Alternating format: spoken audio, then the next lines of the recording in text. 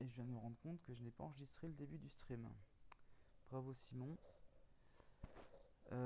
Et ici on aura donc Account ID.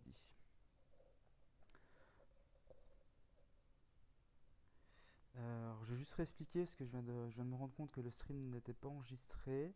Je fais juste un topo de 30 secondes. Donc j'ai installé une version de Symfony, j'ai installé Propel. Et là ce que je vais faire, donc c'est des tables pour gérer mes accès. L'objectif c'est d'authentifier des utilisateurs pour des serveurs de stream avec un système de clés et puis de nombre de channels. Et l'objectif ce sera donc quand un utilisateur tentera de streamer vers un serveur, de valider ou pas son stream, comme Twitch ou Live Coding. Donc là, je commence la création des bases de données et je m'appuie sur l'ORM Propel. Voilà, donc je peux continuer. Donc ici, on a donc nos trois tables. Les trois tables qui me paraissent essentielles. Ici, il faut que j'indique quand même que ce sont des clés primaires.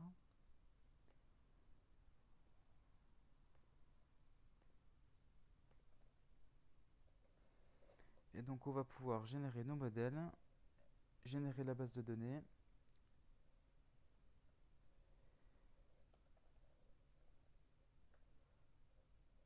Voilà, donc je vérifie simplement que la conf fonctionne.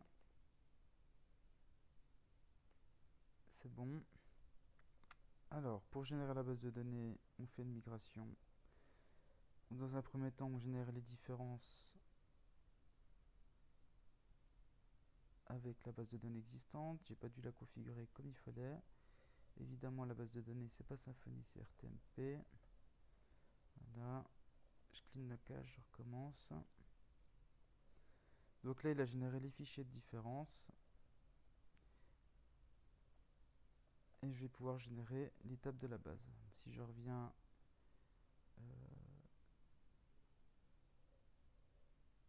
dans ma base de données, donc là, normalement, j'ai RTMP qui est ajouté. Ici, j'ai mes trois tables définies, plus la table de migration de Propel qui ne nous intéresse pas. Et c'est avec ces tables donc qu'on travaille. Alors,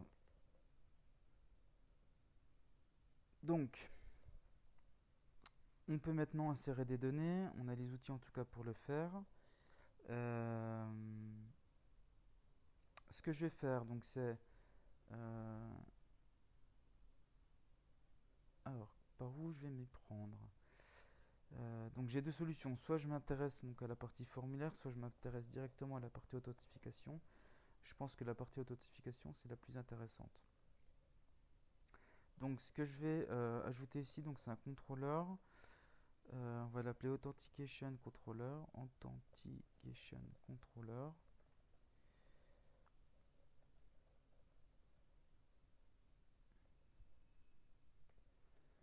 Hop.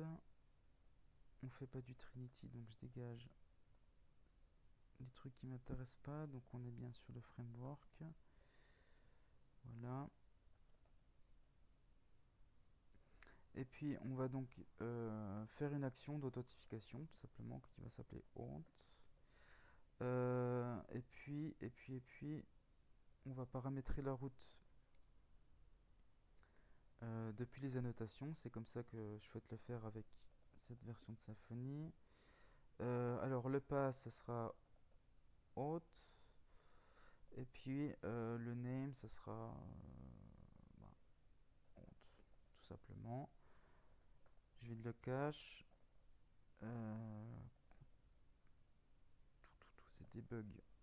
Je sais plus comment ça fonctionne. C'est debug router. Alors, effectivement, mon annotation, elle est déjà mauvaise. Et puis, je n'ai pas use. J'ai pas mis dans les use. Donc, tac, tac, tac. Je suppose que c'est celle-ci. Très bien, donc, notre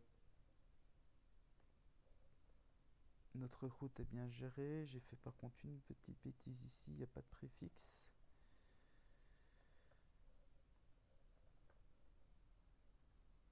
Voilà. Je pourrais mettre autre contrôleur, hein, ça. Allons-y comme ça. ça me va. En plus, ça sera plus court à écrire. Hop.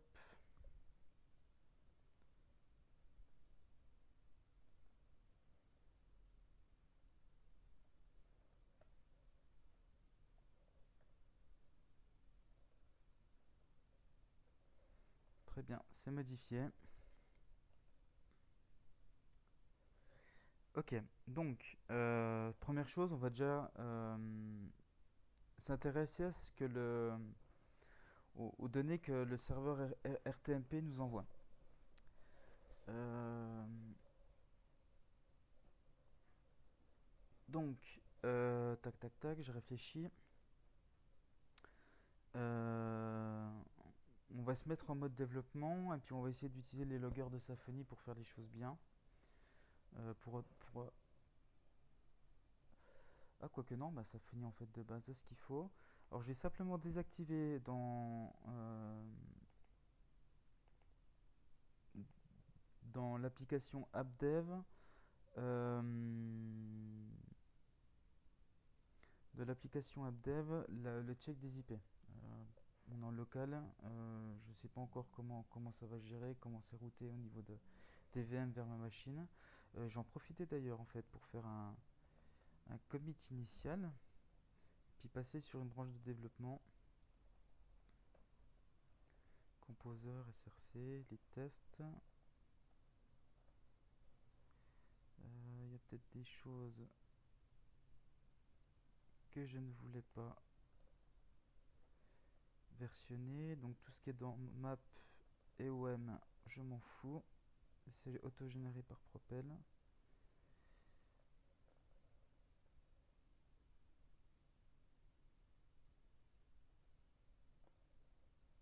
Hop, moins fr, oui, et on va dire à Composer, pardon, à Git de pas m'ennuyer avec ses répertoires, donc c'est hop, hop, src.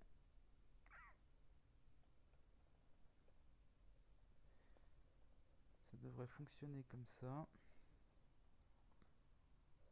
Non, ça fonctionne pas comme ça. Voyons voir si toutefois, après les avoir add, ça fonctionne.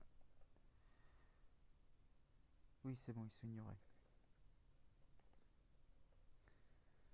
Alors, gcmg init, on push ça sur la branche master, et on va passer sur une branche dev master pour faire je joue avec nos documents. Je vais juste m'assurer que c'est correctement déployé sur le serveur.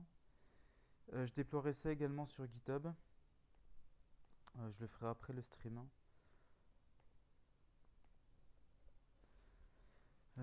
Comme ça sera disponible sur plusieurs plateformes. Alors, on va rebuter mes modèles quand même.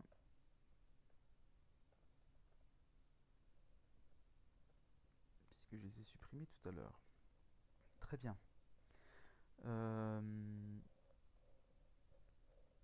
Pour information, Propel génère 3 fichiers enfin, Propel 1.2 génère 3 fichiers pour chaque table. On a le modèle qui est finalement l'objet qui permet euh, bah, de définir les attributs de la table, leur valeur et puis de persister l'objet. Propel, c'est de l'Active Directory, de l'Active Record, pardon. Donc il n'y a pas de repository intermédiaire comme sur Doctrine pour persister et récupérer les données en base. On a un système de peer qui disparaît dans Propel nouvelle génération. Donc il n'y a pas forcément d'intérêt à vous indiquer ce qu'il y a dedans. Peer en général là contient des données relatives à la table et permet également d'avoir des méthodes qui retournent des objets déjà filtrés, renseignés dans une structure de données particulière. Et on a les queries qui permettent à la manière de Doctrine, des repositories Doctrine, mais mieux foutu à mon sens, d'aller identifier des données en base, des filtres, d'ordonner ces données, et puis de les récupérer sous forme de collection, sous forme de fichiers d'instances uniques. ou peut-être même simplement de compter les données d'une base. Donc c'est là où on fait les requêtes. Alors, donc ce qu'on va faire déjà, c'est désactiver le check des IP. Il ne faudra pas que j'oublie euh, de, de recommander ça plus tard. Et puis là, ce qu'on va faire, c'est donc dans notre contrôleur d'authentification, simplement retourner une vue, euh, une vue avec rien dedans. Ce qui nous intéresse, ça sera de passer par le profiler pour, euh, pour retrouver toutes les données que le serveur RTMP va nous retourner. Donc ce que je vais retourner, c'est un tableau vide. Je vais utiliser la notation add_template qui permet de demander à Symfony d'identifier automatiquement le nom du template qu'il faut récupérer. Et le nom du template, en fait, on a le nom du contrôleur ici, et puis le nom de l'action. Euh, je crois que ça se limite à route.html.twig. Voilà. Et en principe, ça suffit à, comment dire, associer notre template à notre action. Donc on va essayer, on va déjà se mettre dans un domaine de développement. Alors, hop,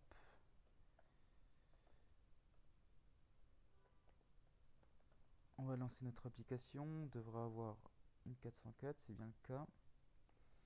Et puis ici, voilà, notre action fonctionne bien. Le template associé est bien chargé. On va pouvoir passer à la partie profiling. Donc là, on a un appdev de base.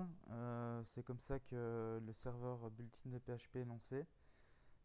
C'est en environnement de dev. En tout cas, la console de base lance les commandes en environnement de dev et par conséquent, le serveur web est aussi en environnement de dev.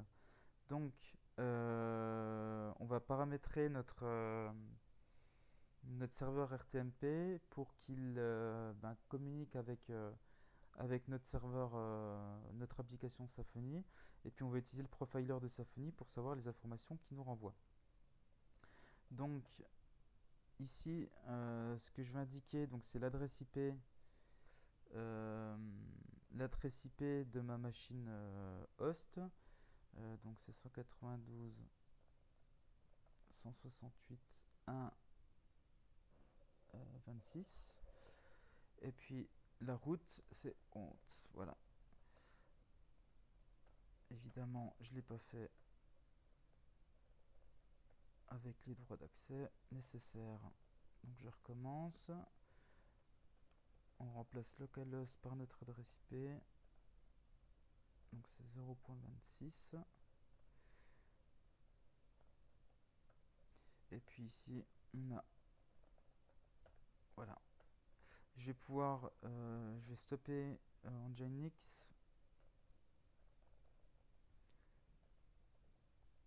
Alors, je crois qu'un signal, c'est que -S. On va afficher la S. Voilà. -S. Stop. Juste faire un PS pour savoir si notre serveur a bien été relancé. L'autre jour, j'ai eu des petits problèmes où j'essayais des choses et finalement mon serveur Nginx n'était pas rechargé. Voilà. Euh, donc, ici, mon serveur se lance bien, ça veut dire que ma page a été contactée. En cas d'erreur, ici, en fait, le stream plante complet. Ce qu'on va faire du coup maintenant, c'est juste mettre un petit peu d'HTML et puis avoir notre profiler.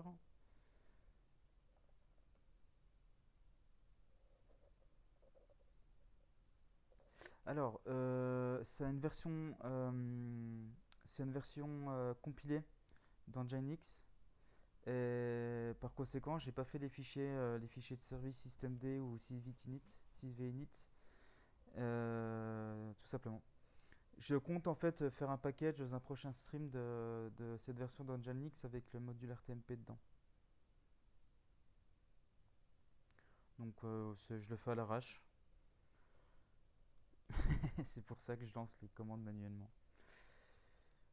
Hop. Normalement ici j'ai le profiler qui va pouvoir s'afficher. Alors on va regarder simplement les requêtes qui ont été faites. Donc mon serveur Nginx, euh, pardon, est contacté, enfin envoie les données au format GET. Donc on les a ici. Donc ça c'est la requête que mon serveur Nginx a fait lorsque j'ai lancé le début du stream. Si je recommence, voilà, je rafraîchis le profiler. Ici j'ai une nouvelle requête qui est apparue. Cette requête euh, contient l'ensemble des informations relatives au stream et ce que le client a paramétré dans son logiciel de stream. Je m'explique, dans flux ici j'ai plusieurs choses. J'ai l'adresse pardon, le serveur de streaming, j'ai le endpoint pour le streaming, j'ai ma clé avec mon password, et ici j'ai le nom de ma chaîne. Et normalement ces informations on les récupère ici. Donc on a une clé avec le name qui contient des Debian TV. Et ce qui nous intéresse, c'est le SWF URL ou le tcurl. Je pense que je vais m'appuyer sur SWF URL.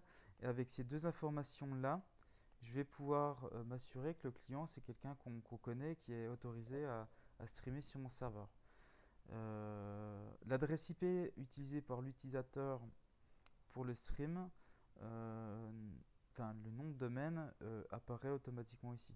Donc on peut avoir un serveur de streaming avec plusieurs noms de domaine, mais finalement la même IP associée. On pourra faire fonctionner différemment les différents endpoints de stream. Ok. Alors. Donc,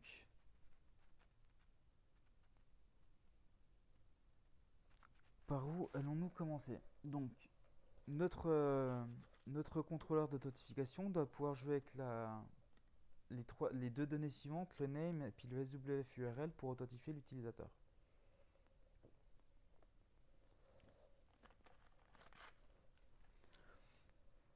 Donc on va devoir utiliser déjà un petit outil pour parser le SWF URL pour en retirer simplement la clé. Et puis le name, bon bah du coup c'est accessible très simplement. On a également ici le endpoint, hein. Le live qu'on voit ici. Si je dis pas de bêtises, c'est le même qu'on retrouve ici. J'en suis pas certain. On pourrait s'en assurer en faisant un test, hein. Ici, je vais mettre 2. Donc là, ça plante, hein. Évidemment, le Nginx ne connaît pas ce truc. Et en fait, ça sert à rien de le faire ici, puisque de toute façon, il n'y a pas de endpoint de l'autre côté. Peu importe. Alors, on va de toute façon s'intéresser uniquement à cette URL là et à ce name. Alors, on va passer par des services pour gérer l'authentification. Mais grosso modo, ce dont on a besoin, c'est de la request. De la request et surtout pardon, des données qu'il y a pardon, des données qu'il y a dedans. Donc en fait, on va découper le processus en deux parties. La récupération des données pour les passer à un service d'authentification qui lui s'occupera simplement de valider ou pas le, le compte de l'utilisateur. Alors,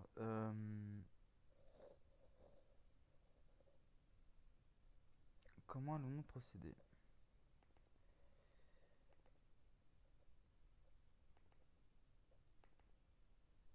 Ce qu'il nous faut, c'est un service d'authentification.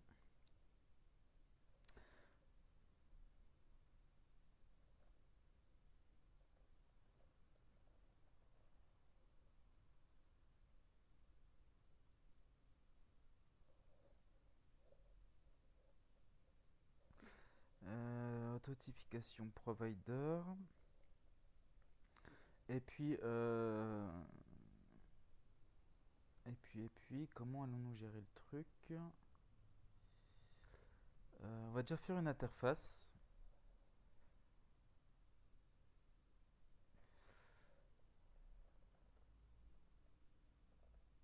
contiendra les méthodes essentielles pour authentifier un utilisateur. Alors, hop.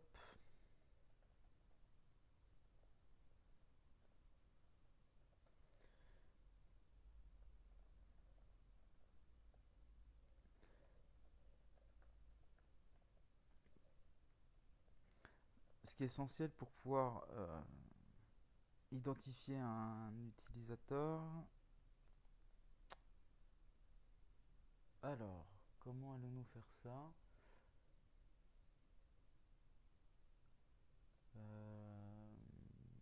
Hmm,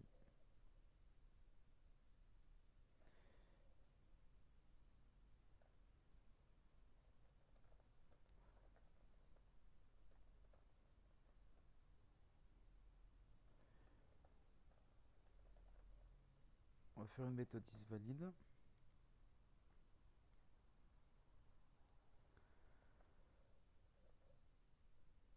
Et puis ici, on va mettre un request.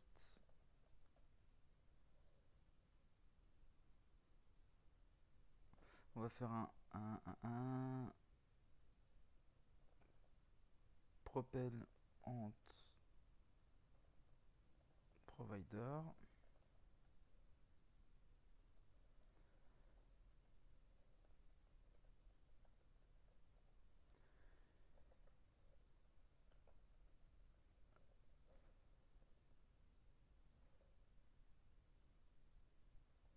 Lui aura besoin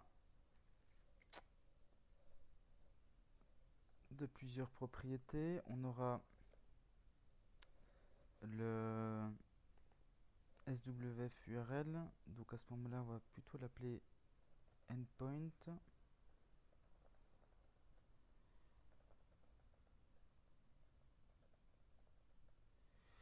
Et puis, on a besoin du name.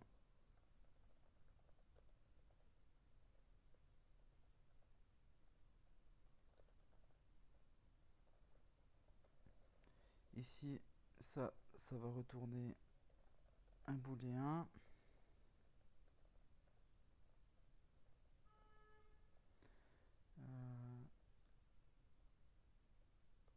Returns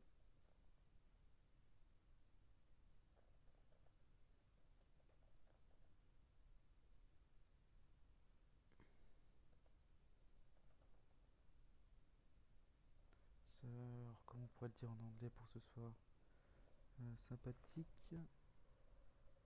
Ouais, je comptais utiliser par URL. Tout à fait, ouais.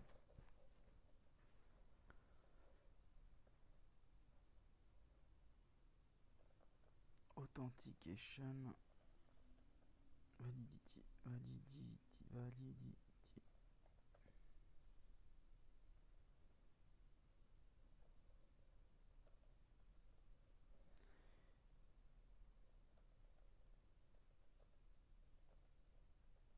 Voilà. On va faire les getters et les setters qui vont bien. Endpoint name. Oups là.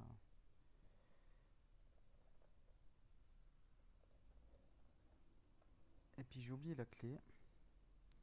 Parce qu'à un moment donné, il faut... Ah bah c'est le endpoint, donc ça suffira. Non, ça suffira pas. Il faut quand même que je mette la clé.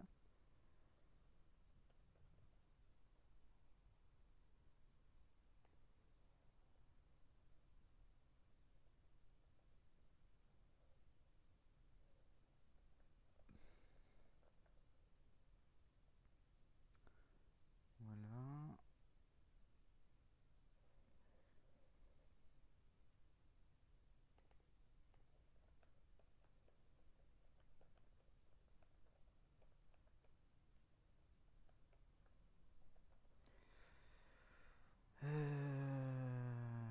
Très bien. Et puis, étant donné qu'on implémente l'interface en provider, il faut que je fasse la méthode isValide.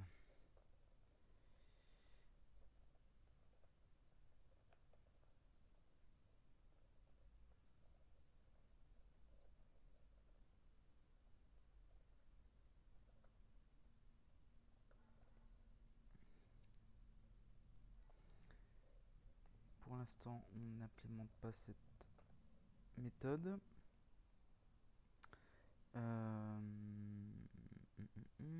Si, on pourrait la valider. Donc, ce qu'on fera, c'est une méthode ensuite qui va permettre de handle une request pour ne pas setter manuellement le name, la clé, puis le endpoint.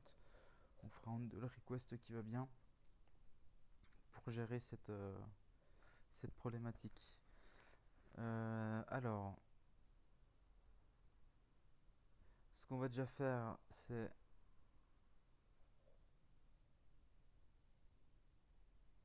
c'est quoi ce qu'on va faire? On va simplement déjà s'assurer qu'il y a un utilisateur qui possède le couple clé name défini dans notre classe. Alors, du coup, on va faire un account. Et du coup, c'est via la query qu'on va pouvoir récupérer éventuellement le compte. Filter by.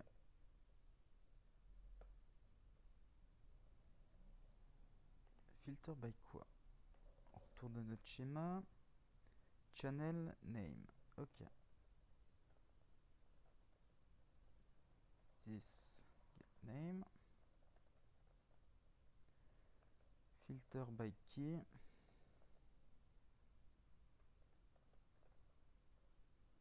This get key.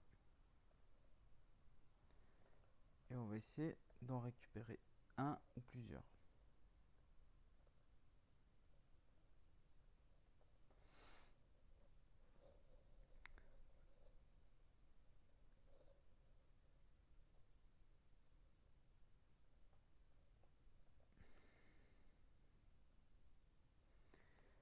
Ce qu'on veut aussi, alors déjà, if account count strictement égal à 0, return false. Maintenant, ce qu'on va récupérer, c'est le stream qui correspond au endpoint.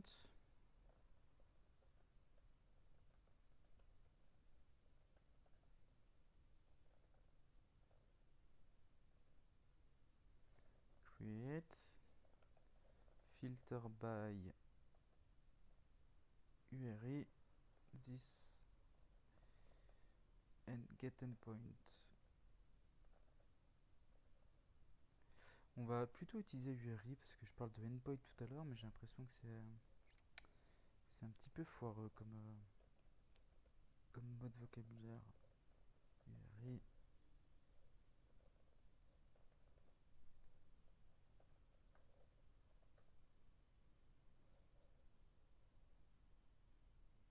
Voilà, je pense que ça sera plus judicieux. Très bien, et on veut évidemment qu'un seul stream.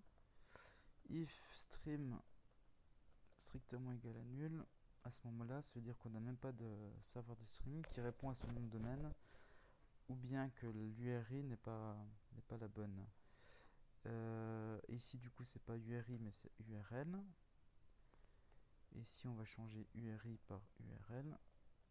Et on va modifier la base de données ensuite.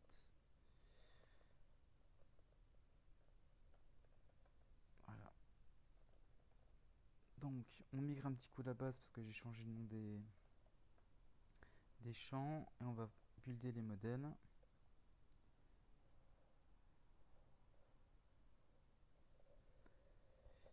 Et je vais régénérer mon fichier de tags pour Vim. Voilà. Ok, donc s'il n'y a pas de stream qui correspond à ça, on retourne nul. Enfin, false, pardon. Et maintenant, on va s'assurer que le stream fait partie de la... Pour chacun des comptes qui auraient été enregistrés et identifiés avec ce couple clé name, on vérifie que l'un d'eux correspond à... Enfin, possède son stream euh, dans la table des clés étrangères. Donc, on va faire un for each account as account. Par défaut, ça return false. If account Et c'est là où je ne sais pas. On devra avoir une méthode magique qui permet de savoir si un stream fait partie d'une liste d'objets associés. Alors,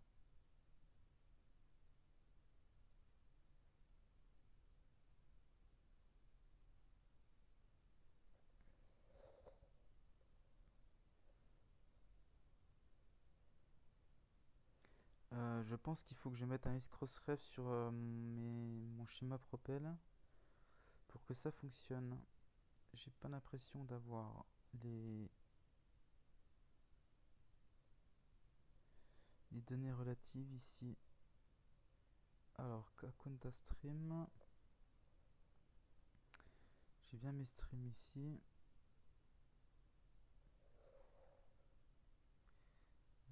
Remove Kakunta Stream, machin, blablabla. Alors, on va modifier le schéma pour avoir les bonnes informations dedans. Le isCrossref, je sais pas si c'est intéressant de le mettre là ou dans Stream, hein, j'ai un doute. On va regarder les modèles.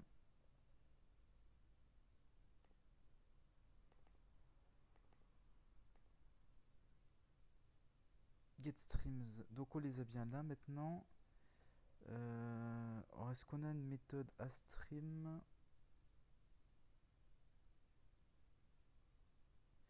Voilà, on peut jouer avec ça.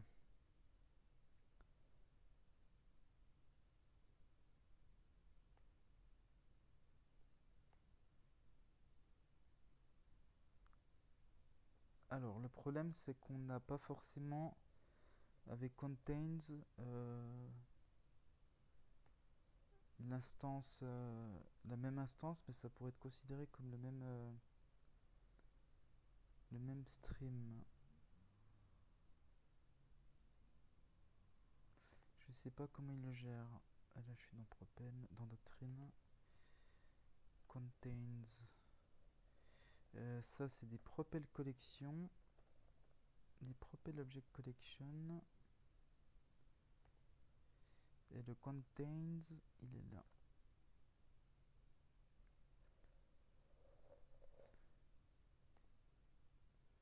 Et il s'appuie sur le hashcode Kesako.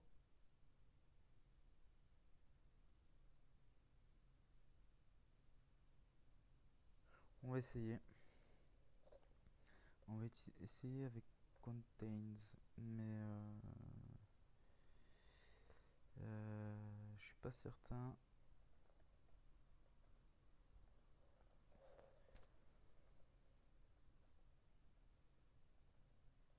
Je suis pas certain que ça marche.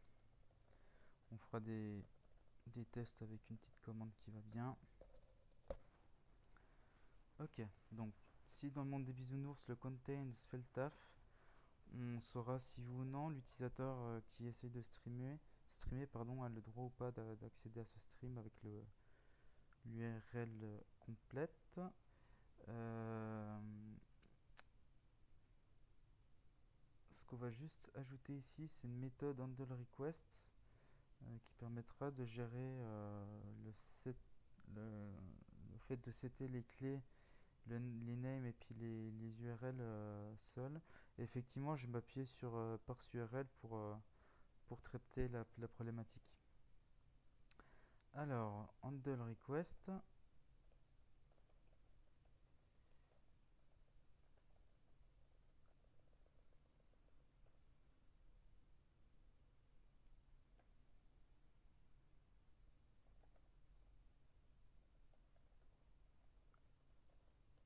Alors, paramètre request, c'est de type request.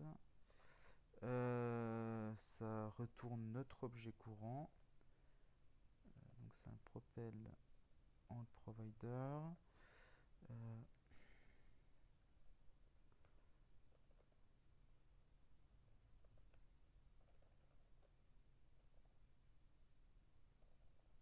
le commentaire qui sert à rien. Et puis ici, on va pouvoir jouer avec ces informations-ci. Donc on doit récupérer name, swf, url. Request, query. Alors, on va faire ça intelligemment. On va regarder quel type de requête c'est fait. Si c'est une request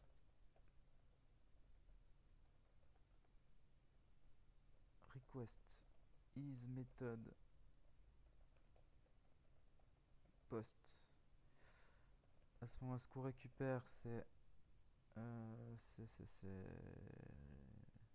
request. Sinon, c'est query. Et puis du coup, on va pouvoir faire sys set name bag get name. Et ici, on peut faire pareil avec set url est égal à... Pas tout à fait, je fais une bêtise. Faut qu'on parse la clé. Alors, donc là, on va jouer avec parse url. Alors, ce que je fais en général de Symfony, c'est que au moment où j'ai besoin de faire des tests de bout de code, je crée un répertoire de commandes s'il n'y en a déjà pas un, et puis j'ajoute une commande test commande.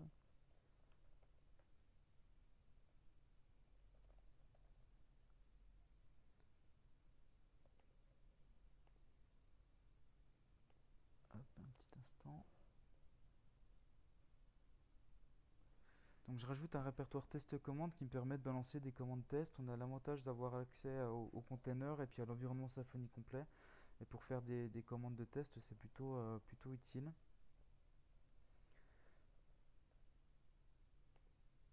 Voilà. Alors, donc, ce que je vais faire, c'est prendre cette URL. Hop, et puis on va regarder ce que parse URL nous transforme de cette URL.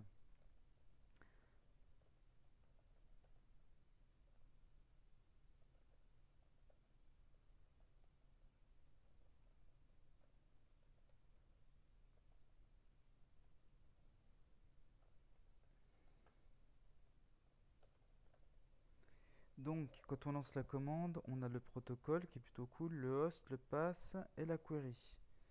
Donc c'est super. Ce qui aurait été intéressant, c'est que la query soit complètement splittée.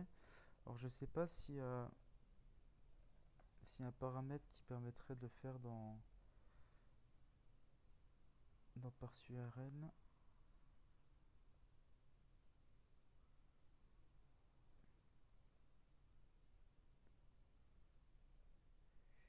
Query, fragment, initio, ok, ça on s'en fout.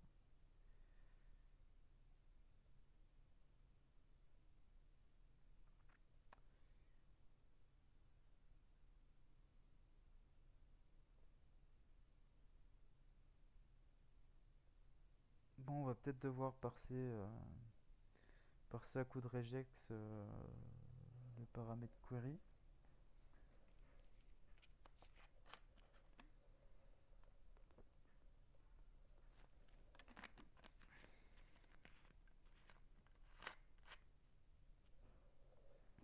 Alors par contre, ce qu'on va pouvoir faire, c'est modifier tout de même le schéma de la base de données pour intégrer dans stream.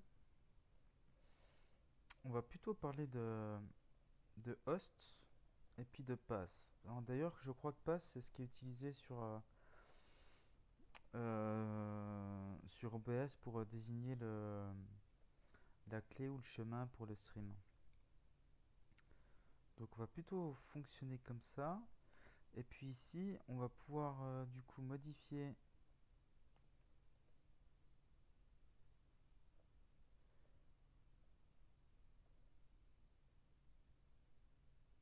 le comportement de ça. Ici, URL ça dégage. On va parler donc de host. Et puis de pass. Ce sera plus logique. On va faire les deux getters qui vont bien. Getter, setter qui vont bien. Hop. Donc on a host qui est un string. On a pass qui est un string aussi.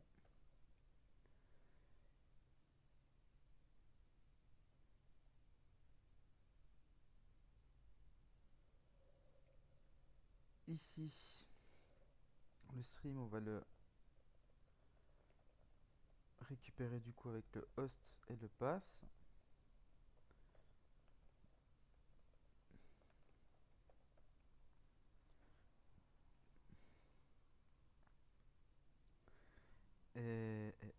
Donc ça change rien.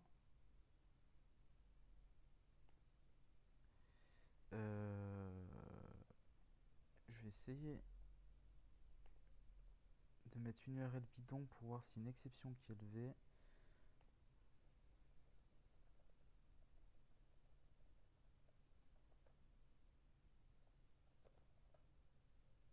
Ok, très bien.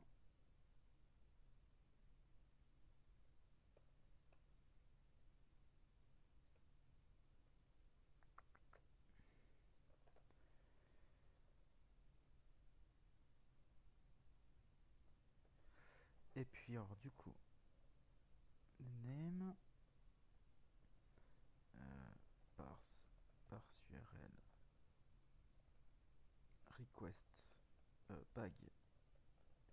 Est-ce qu'on récupère du coup c'est get swf URL, swf URL.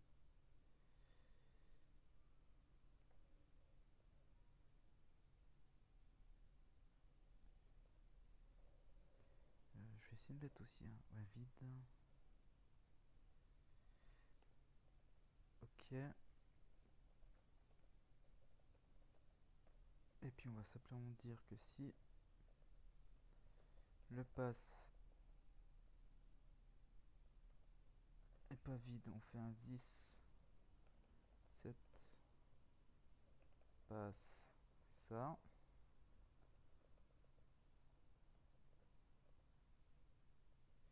Et on va faire le même truc avec le host.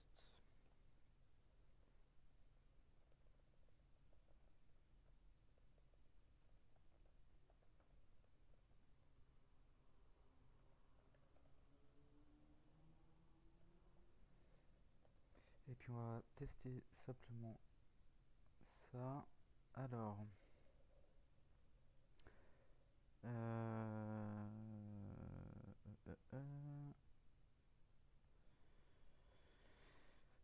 dans le monde des bisounours, je ferai bien des tests unitaires. Ça va prendre 1000 ans et le stream va durer des heures. Donc, on va dans notre contrôleur ici.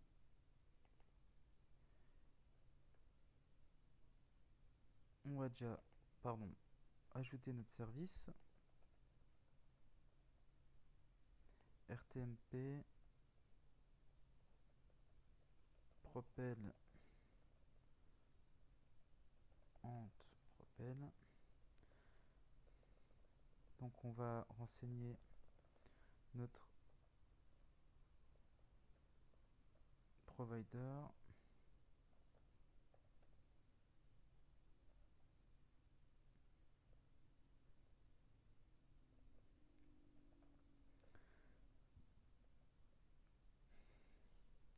On va mettre un fichier de parameters, ou pour l'instant on va mettre ça en dur. Donc notre bundle c'est hop, RTMP bundle. Et puis on est dans ant provider. Propel ant provider. Celui-ci. Hop. Il n'a pas besoin d'arguments. On va retourner dans notre contrôleur et ici on va déjà récupérer notre service.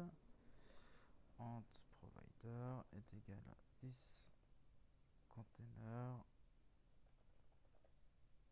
get rtmp ant propel provider. Et puis on va faire un ant provider handle request. On va simplement faire un vardom de l'ant provider pour voir s'il contient bien les bonnes valeurs dedans. Avec un petit die derrière. Hop. Alors,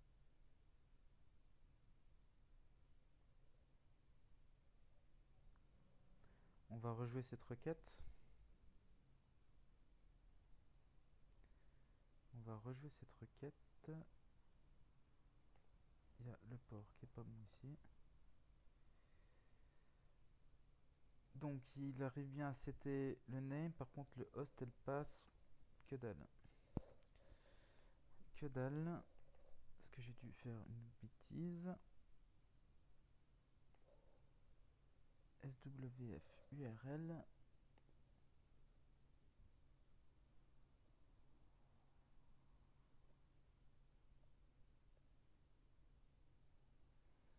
Alors. SWF URL. SWF URL. On va faire un var_dump de parse pour voir ce qu'il a pu identifier. Ok. Donc mon bag à mon avis est pas bon. Mon bag pourrait être pourri.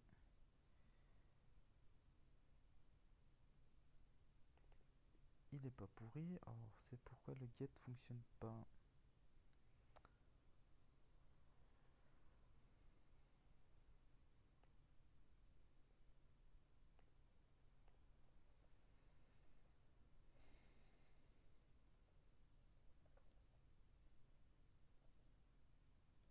Nul.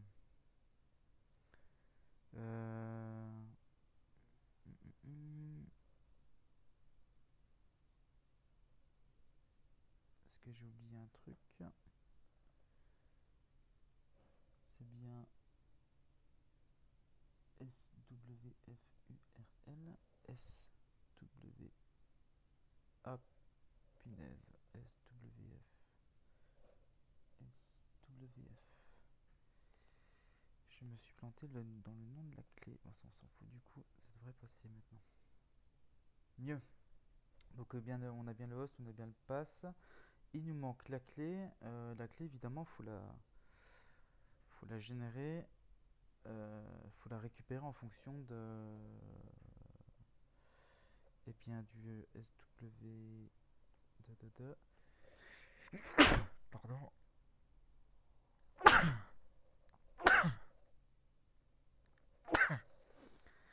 de la query.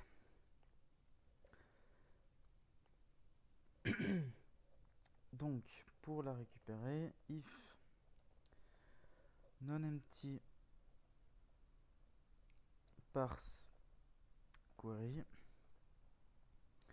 la regex sera key égale tout ce qui est différent d'un commercial. C'est quelque chose d'obligatoire. Hop.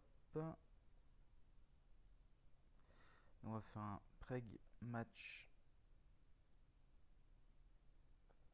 de notre regex sur le paramètre query et on va le mettre dans une variable match et on va regarder ce qu'elle contient. Normalement je devrais avoir une entrée identifiée par l'index 1 qui contient notre query. Voilà, notre clé, pardon. Donc si la clé existe, à ce moment-là on la définit ici. Qui match 1. Ce qui veut dire que là, notre objet propellant provider contient toutes les informations qui permettent d'identifier l'utilisateur, son password, le nom de sa chaîne, le pass pour le stream et le nom de domaine qu'il utilise pour le streaming. Ça, on pourra rendre ça un peu plus propre entre guillemets un peu plus tard. Et puis ce qu'on va simplement regarder, c'est si finalement notre utilisateur il est valide. Donc là, ça devrait retourner faux. Et ça retourne une 500. Sans doute parce que j'ai des conneries de use qui n'ont pas été intégrées, évidemment. Alors, je fais un use de stream key, de stream query, pardon. Je fais un use de account query. Normalement, ça devrait être suffisant. Variable columns. Alors c'est pas columns évidemment, c'est accounts ici. Et on a false. Alors ce que je vais rajouter c'est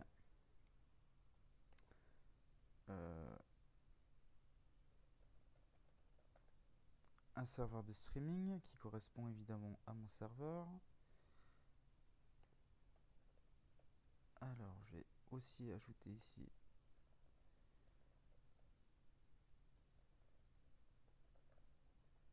notre objet pour avoir les bonnes valeurs. Donc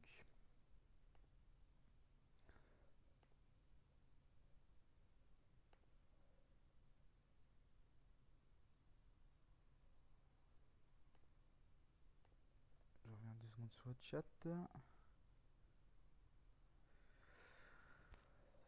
So I'm using a web application built on Symfony 2.8, 2.7, sorry.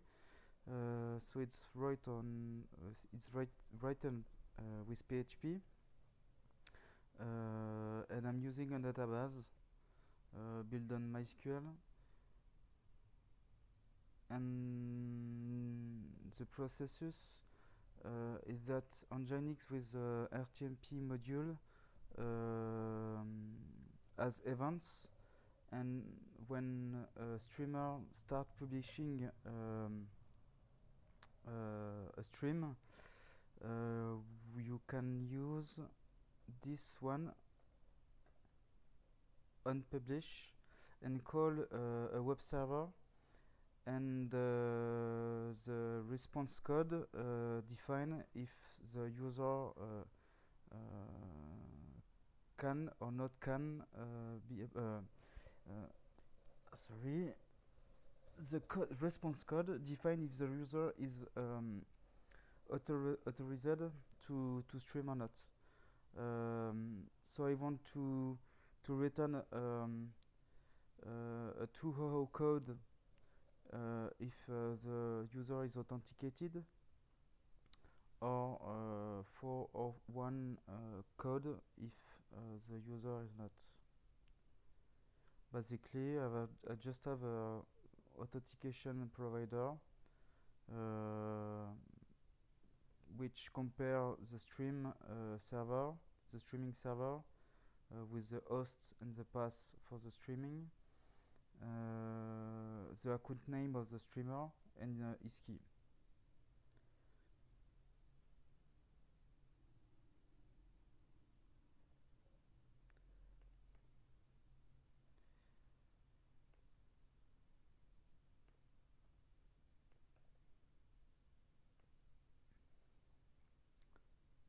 Hop. Donc là, il faut que je migrate la base de données, parce que j'ai changé tout à l'heure, mais je l'ai pas mise à jour.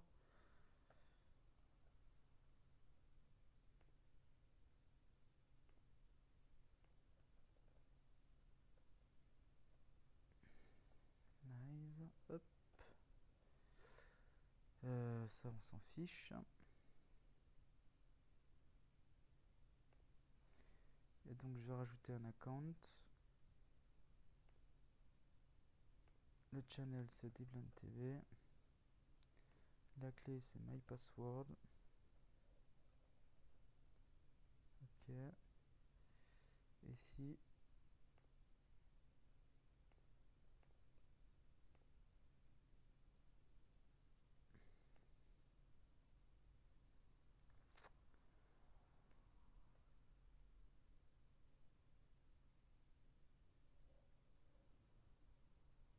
Alors, c'est pas host. Quelle est mon erreur?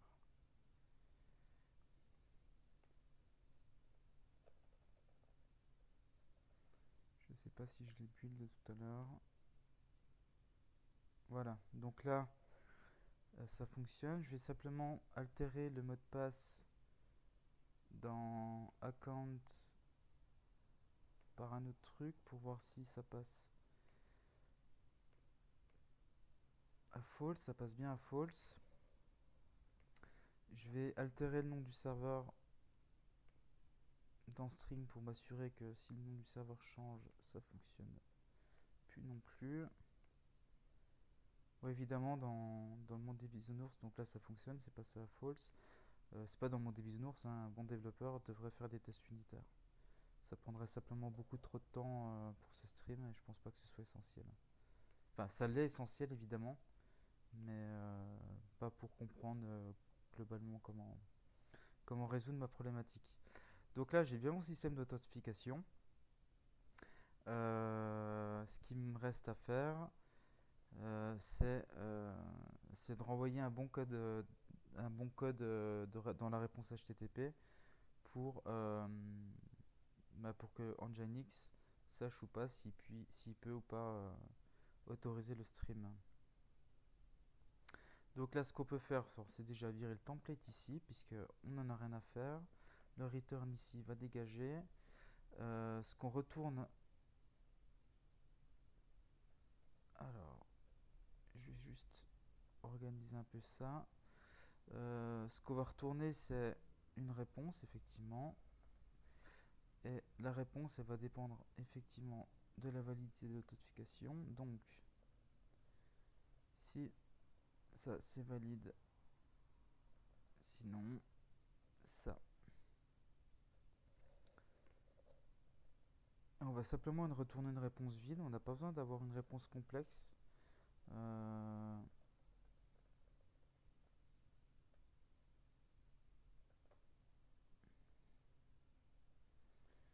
Ici, je vais pouvoir diminuer la longueur du commentaire. Voilà. Et on pourrait même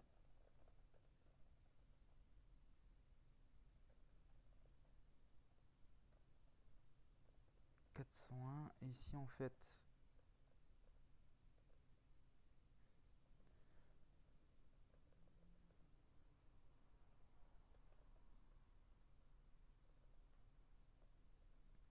voilà.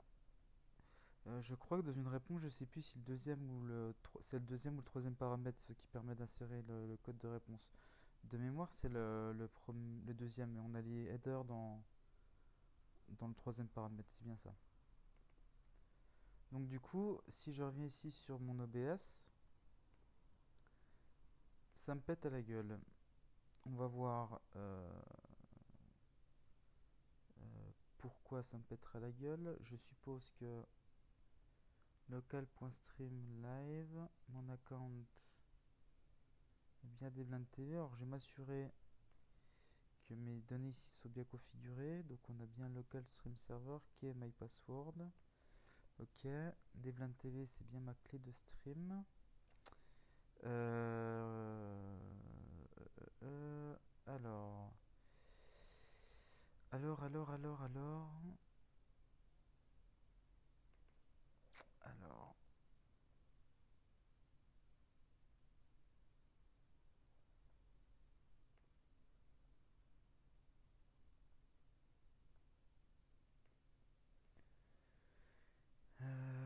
je vais juste mettre ici un bout d'HTML, c'est juste l'objectif. L'objectif c'est d'accéder au, au profiler, hein. C'est un peu crade. Voilà, j'ai juste le profiler dans ma barre. Donc là, il me met bien un code 200. Si je mets un mauvais mot de passe, donc le mauvais mot de passe, il est là.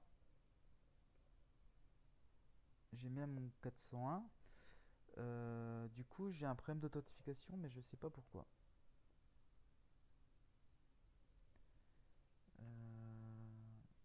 Commencer le stream. Impossible d'accéder à la chaîne ou à la clé spécifique. Cela peut être causé par une chaîne clé invalide ou par le serveur qui vous considère toujours connecté. Très bien. On va regarder dans le profiler si je reçois bien des requêtes. Donc j'ai filtré, on est toujours sur du get là pour le coup. D'accord. Alors, ici, ça je vais le passer sur cet écran.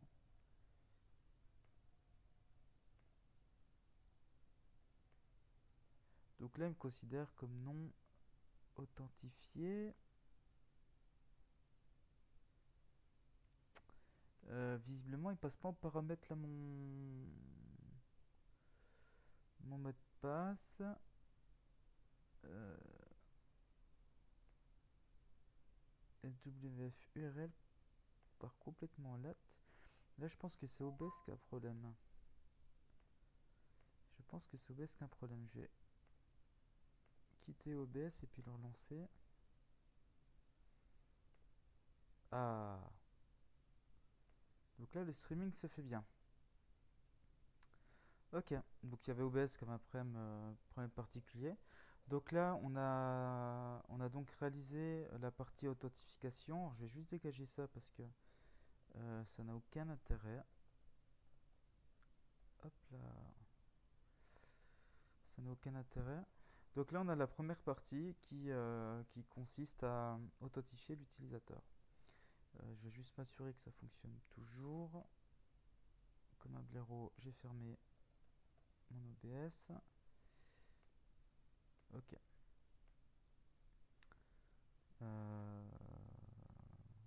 Très bien. On va regarder quand même si le serveur stream toujours. Euh,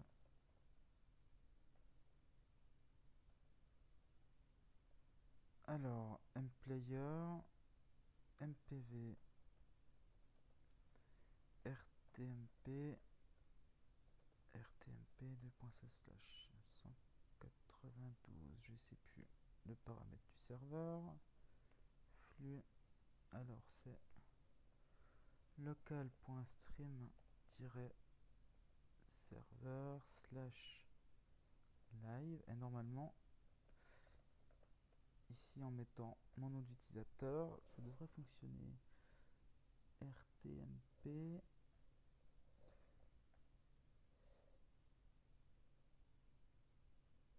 alors stream-serveur live.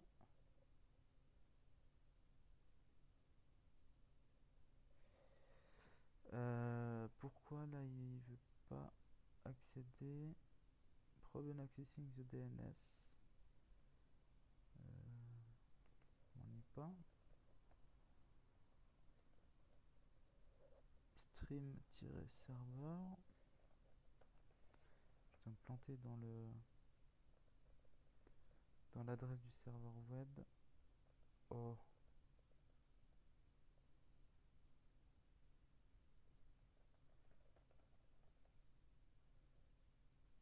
Qu'est-ce qu'il me raconte? RTMP. Ah voilà.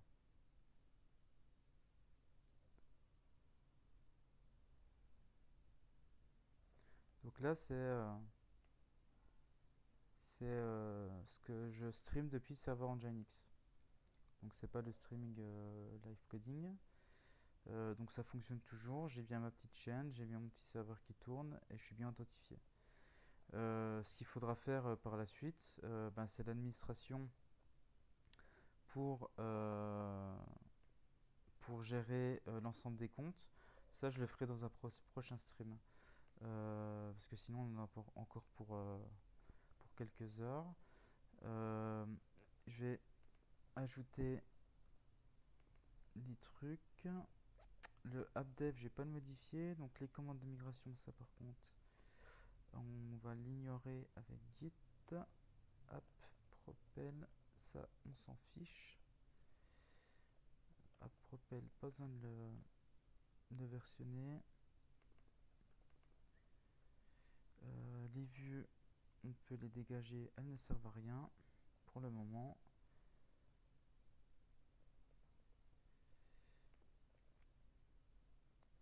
Hop.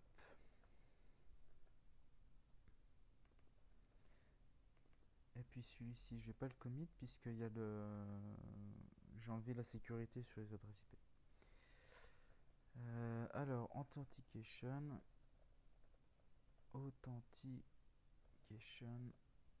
is done.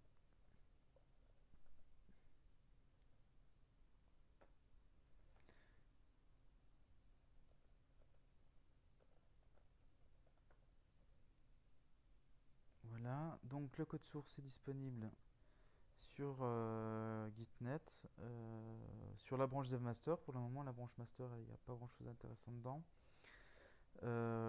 J'essaierai d'avancer un petit peu plus hors stream ou pendant un stream.